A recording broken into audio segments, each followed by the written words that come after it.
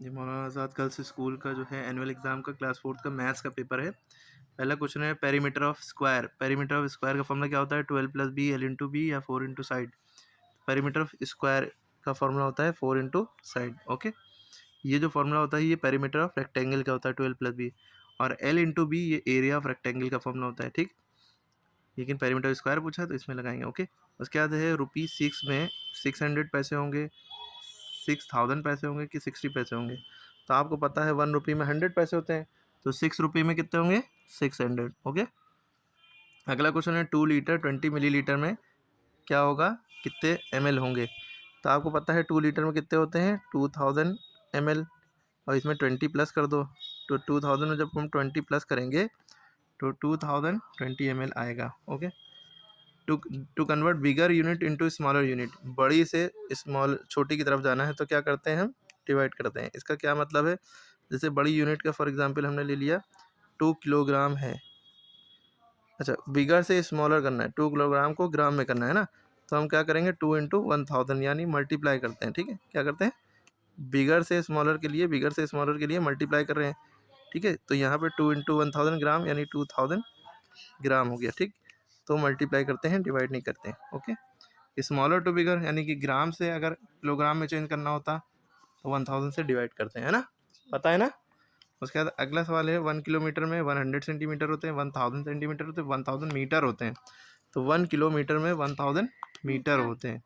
Okay, 1 kilometre में 1000 metre होते हैं। अगर पूछा जाता 1 मीटर में कितने सेंटीमीटर होते हैं तो आंसर होता 100 सेंटीमीटर।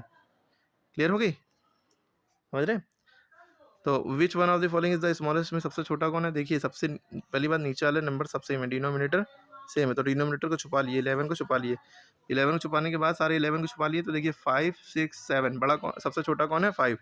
यही फ्रैक्शन सबसे छोटा है। ठीक है, अगर नीचे वाला सेम है तो ऐसा हो जाएगा।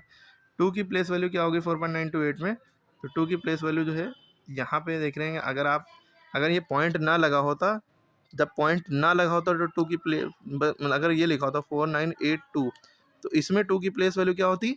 वंस। क्या होती? वंस। लेकिन यहाँ पे पॉइंट लगा के कितने नंबर हैं, तो ये 10th होता है, ये 100th होता है, और ये 1000th होता है। क्या होता है? 1000, DTH वाला। तो ये पॉइंट के बाद पहला नंबर 10th होता है, TNTH वाला, और ये 100th TH वाला, और 1000th TH वाला। ठीक है, पॉइंट से पहले जो है 4, अगर 4 पूछते पॉइंट के बाद, पॉइंट से पहले जो नंबर होता है वो वंस होता है, 4 की वंस होती है।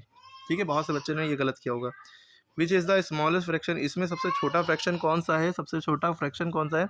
तो आप देखेंगे 5.8, पॉइंट के बाद पहला नंबर, देखिए पॉइंट से पहले जो पहला नंबर है वो सब में सेम है, 5.55। ठीक है, तो पॉइंट के जस्ट बाद वाला नंबर देखिए, सब में सबसे छोटा कौन है?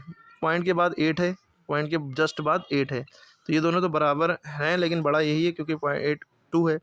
यहाँ पॉइंट के जस्ट बाद 0 है, पॉइंट के जस्ट बाद 0 है, तो पॉइंट के जस्ट बाद 0 है तो यही नंबर छोटा हुआ, चाहे आगे करोड़ों नंबर लिखे हों, लेकिन पॉइंट के जस्ट बाद वाला अगर 0 है, या पॉइंट के 5.182 लिखा है, तो ये नंबर 5.8 से भी छोटा है, क्योंकि पॉइंट के बाद जो जस्ट बाद नंबर लिखा है अगर वही सबसे बड़ा है तो वही, चाहे आगे हज़ारों नंबर पॉइंट के बाद लिखे हों, वही सबसे बड़ा। ठीक, क्योंकि इसके बाद 0 0 0 सब छुपे हुए। क्लियर है? तो पॉइंट के बाद अगर ये छोटा हो गया, अगर ये छोटा जस्ट बाद वाला, तो यही छोटा। ठीक है, द एरिया ऑफ रेक्टेंगल का फॉर्मूला आपको पता है, length into breadth. Length into breadth बहुत से बच्चों ने ये लगा दिया होगा, ये पेरीमीटर ऑफ रेक्टेंगल का है। अब उसके बाद देखिए 0.17 है, इसमें क्या है? 10th क्या है? तो पॉइंट के जस्ट बाद वाला नंबर ये होता है 10th। ठीक है, उसके दूसरे वाला नंबर ये 100, 700 हो गया। राइट 9/10 इन डेसिमल, इसको डेसिमल फॉर्म में लिखना है, कैसे लिखेंगे आप? आपको पता है कि बस 0.9 लिख देंगे। ठीक, 0 से एक मतलब एक 0 है तो एक नंबर से पहले पॉइंट लग जाता है। ठीक है, 1 + 4/5 मतलब 1/5 + 4/5, तो इसका आंसर हो जाएगा 1 + 4 5, 5/5। ठीक है, वरना आप 1/1 भी लिख सकते हैं, 5 × 5 5/5, वरना यहीं पे छोड़ सकते हैं। 575 पैसे में कितने रुपये होंगे? देखिए छोटे से बड़े की तरफ जा रहे हैं, रुपये बड़ा तो पैसे छोटे, तो हमने बताया था, हाँ, जब भी पैसे को रुपये में चेंज करना होता है तो 100 से डिवाइड करते हैं, तो 100 यानी 2 0 हैं तो 2 नंबर से पहले पॉइंट आ जाएगा, 5.75। क्या आ जाएगा? 5.75। पैसे से रुपये में करना हो तो इधर से 1 2 नंबर छोड़ के यहाँ पर पॉइंट लगा दिए। ठीक है, पेरीमीटर ऑफ रेक्टेंगल फॉर्मूला देखिए यहाँ पे लिखा ही है 12 + b। 2L+B। ओके, अब देखिए read the bills to find the total amount of the money left over, कितनी मनी बची।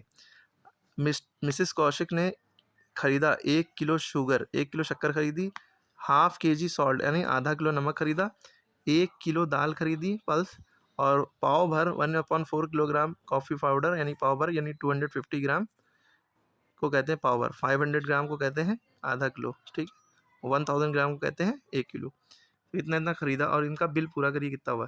तो आपने देख रहे हैं 1 किलो शक्कर खरीदी, शक्कर कहाँ है, ये 1 किलो शक्कर कितने की, 40 रुपये की, तो यानी कि 40 रुपये की यानी 40 रुपीज़ की शक्कर खरीदी। ओके, फिर आधा किलो नमक खरीदा, नमक आधा किलो 1/2 kg को कहते हैं हाफ, हाफ माने 1/2, ये कितना लिखा है, एक पर kg कितने का है, 14.50 रुपीज़ का, 1 किलो का रेट ये दिया है, लेकिन खरीदा कितना है, आधा किलो, ठीक है, आधा किलो खरीदा है ना, तो आधा किलो का इसका आधे रुपीज़ होंगे, 14 का आधा 7 हो गया, और 50 का आधा 25 पैसे।